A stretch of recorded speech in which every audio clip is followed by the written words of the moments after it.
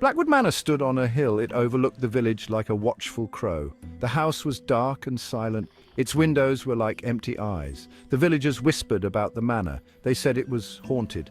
Old Eliza Blackwood had lived there. She disappeared many years ago.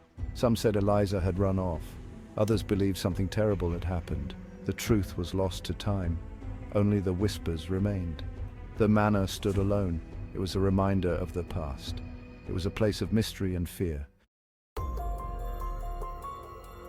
Halloween night had arrived. A group of friends gathered near the manor. There was Ben, the brave one, Emily, the cautious one, and Christopher, the skeptical one. I dare you to go inside. She pointed at the manor. Her voice was a hushed whisper. It's just an old house. There's nothing to be afraid of. Ben grinned. He was never one to back down from a dare. It's not just an old house, it's Blackwood Manor. Christopher shivered. He pulled his jacket tighter. Come on, scaredy cats. Ben laughed and started up the hill. Emily and Christopher exchanged nervous glances. They followed Ben up the hill. The old wooden door creaked open. The friends stepped inside. The air felt heavy and cold. Dust swirled in the faint moonlight. Cobwebs clung to every corner. The furniture was draped in white sheets. It looked like ghosts were having a party. Hello. His voice echoed in the silence. A sudden noise made them jump. It was the sound of something scratching. It seemed to be coming from upstairs. Maybe we should go. Christopher's eyes widened. Emily nodded in agreement. She felt a chill run down her spine, but Ben was already halfway up the stairs.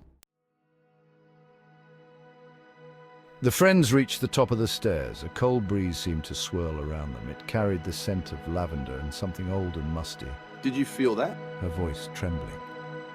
Before anyone could answer, a figure appeared at the end of the hall. It was a woman dressed in a white gown. Her face was hidden in shadow. Eliza? The woman glided towards them. Her feet didn't seem to touch the floor. Emily and Christopher gasped in terror. As the woman drifted closer, the moonlight illuminated her face. She was young and beautiful, but her eyes were filled with sadness. Help me. Her voice was like the wind, soft and mournful. Ben took a step forward. Who are you? What do you need? I am Eliza, and I need your help to find peace. She turned and glided towards a door at the end of the hall. The friends hesitated for a moment before following her. Eliza stopped in front of the door. It was padlocked. The key. It's in the attic. The attic's up there. Christopher pointed to a trapdoor in the ceiling. Ben found the key to the attic door hidden under a loose floorboard. They climbed the creaky ladder into the attic. The air was thick with dust and the scent of old things. Cobwebs covered everything. Trunks were piled high in the dim light. Eliza's white form shimmered in the center of the room. My things. She whispered, gesturing to a trunk in the corner. Ben opened the trunk. Inside were clothes, books, and a small, leather-bound diary. He lifted the diary out carefully. Read it. It holds the key to my peace. Ben opened the diary and began to read aloud. The diary entries were filled with Eliza's hopes and dreams. She wrote of her love for music and her desire to travel the world. She also wrote of a family heirloom, a silver music box. My music box, it plays my favorite song. Emily rummaged through the trunk and found a tarnished silver music box. She wound the key. A sweet, haunting melody filled the air. Eliza closed her eyes, a look of peace settling on her face. The friends listened to the music, their fear replaced by sadness. As the music faded, Eliza opened her eyes and turned to them. Thank you. Eliza's form began to shimmer. She grew brighter, her sadness fading with each passing moment. The friends watched in awe. You have given me the peace I longed for. Now I can finally rest. She reached out her hand, her touch cool as a gentle breeze. Then, with a final smile, she vanished. The attic was silent except for the sound of their breathing. Ben closed the diary. He felt a strange sense of closure, as if he had helped a friend. He knew they would never forget Eliza. The attic, once filled with sadness, now felt peaceful. The spirit that had haunted Blackwood Manor was finally free. The friends carefully gathered Eliza's belongings. They took them downstairs and out of the house. They placed them gently on the overgrown lawn. The sun began to rise. It cast a warm glow on the manor.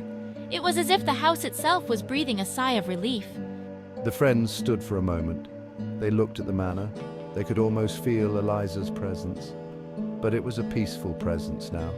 They knew Eliza was finally free. News of the friends' encounter with Eliza spread through the village. At first, people were skeptical, but then something strange happened. The once heavy atmosphere around Blackwood Manor lifted.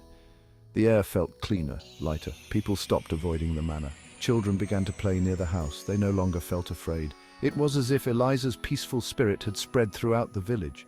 The villagers finally understood. Blackwood Manor was no longer a place of fear. It was a place of peace and remembrance. Years passed. The friends grew older. They never forgot their Halloween adventure at Blackwood Manor. They often thought of Eliza and the peace they had helped her find.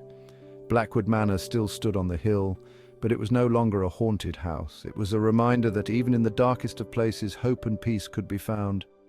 And so, the tale of the haunted Blackwood Manor was passed down. It served as a reminder that sometimes the greatest ghost stories are not about fear, but about love, loss, and the enduring power of the human spirit.